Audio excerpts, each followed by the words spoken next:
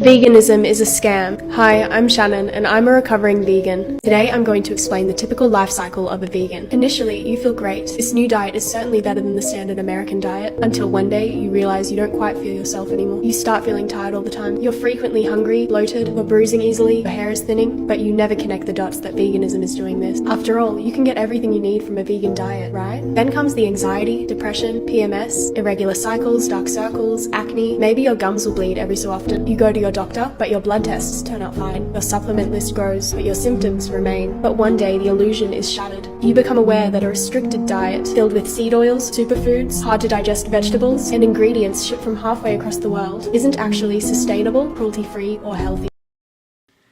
Wow, that was pretty intense.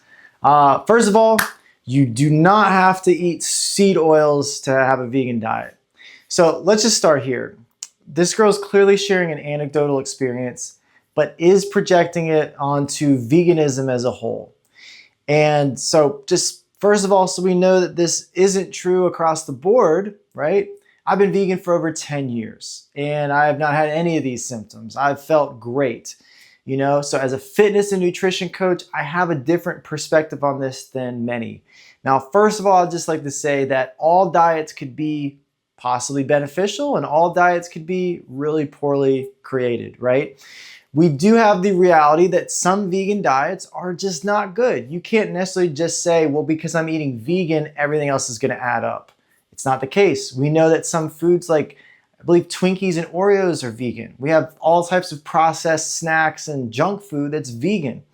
Now, the same thing can occur on an omnivorous diet, right? You could eat a very healthy omnivorous diet, or you could have an omnivorous diet that is very deficient. You could be under eating on total calories. Now, what's very clear here that's ringing a lot of alarm bells for me is it sounds like her symptoms are very congruent with someone who is under eating. What that means is you're not getting enough total calories, you're not getting enough protein, enough fat, enough fiber, and guess what? You're not getting enough vitamins and minerals.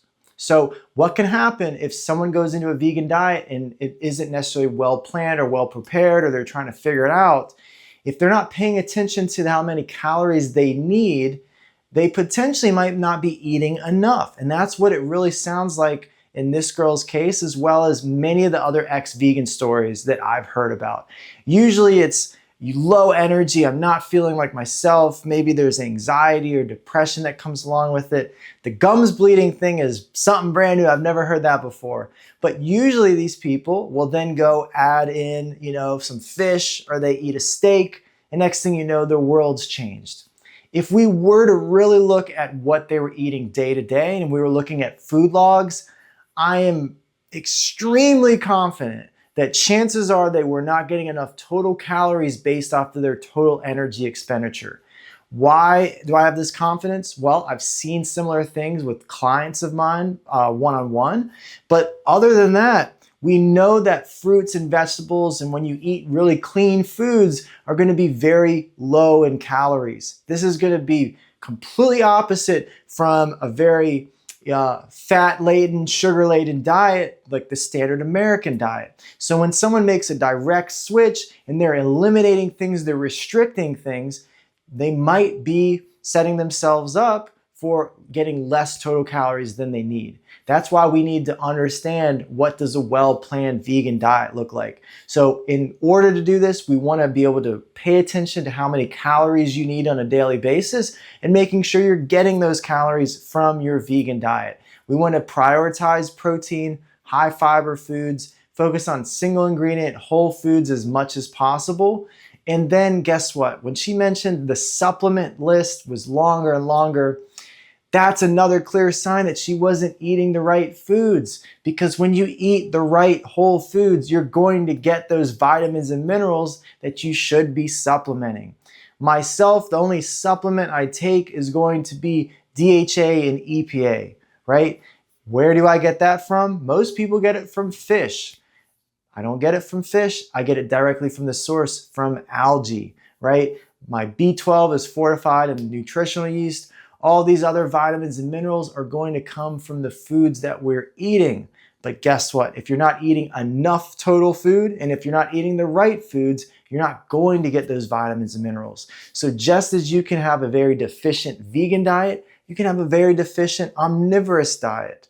So the problem isn't with veganism, it's with understanding what your body needs as far as being healthy. Again, calories, then we're gonna break that down into the macronutrients. Fiber, which is part of your carbohydrates, your fats, your proteins.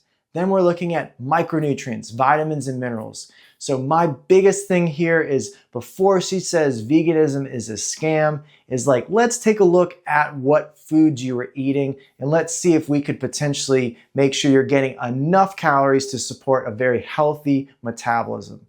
So if you feel like you've got any questions at all with your vegan diet and what you're doing, living a plant-based lifestyle, just feel free to shoot me a message and send me an email below. I'll be happy to get you on the right path so that you don't become an ex-vegan story as well. Much love. My name is Bryan Bell with Conscious Fitness, and I'll see you on the next one.